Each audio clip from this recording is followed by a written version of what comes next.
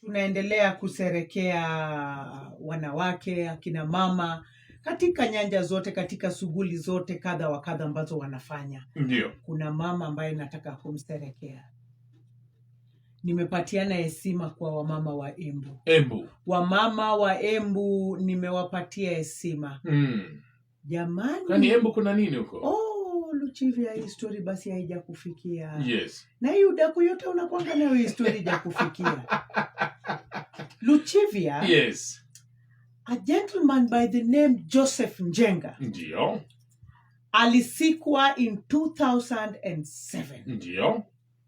2007, sasa tuko 2023. How many years are those? Miaka mingi. Alisikwa in 2007. Ndio. Kwa crime ya robbery with violence. Yes. Alipatikana in possession of stolen property. Ndio. Huyu jamaa akasikwa miaka 17. Huyu jamaa amekuwa released kutoka jela hii wiki ambayo tuko hii wiki. Yes.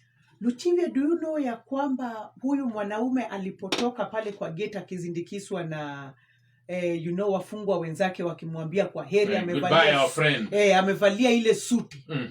Guess the first person alikutana na yeye kwa gate akimgoja. Nani? Bibi yake anaitwa Joyce. Yes. Bibi yake anaitwa Joyce. After 17 years. Yes. Huyu mwanamke alikaa akasema sitoke, nitakuwa mwaminifu kwa huyu bwana ambaye yuko huku ndani. Ndio. Na nitamngoja. Do you know alimngoja hizo miaka zote 17? 17 years. 17 years huyu jamaa alikuwa ndani, alimngoja, akavumilia.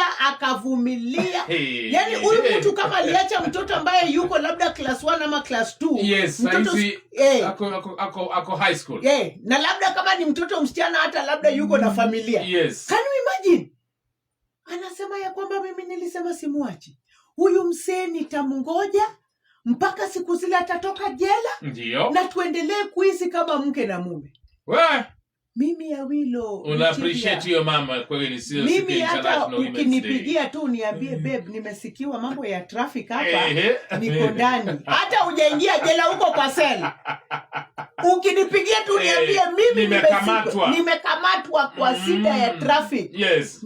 Nimepita mataa. Yes. Nikasikwa na polisi, sasa hii niko ndani kwa sela. Ndio. Sasa hiyo ndo naanza kufunga virago zangu. Sasa hiyo sitangoja.